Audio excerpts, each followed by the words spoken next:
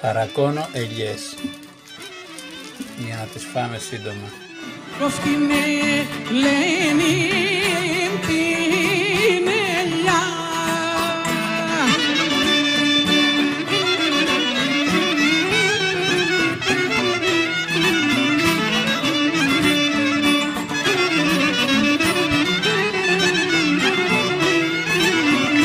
όρκος την Ελένη την ελιά.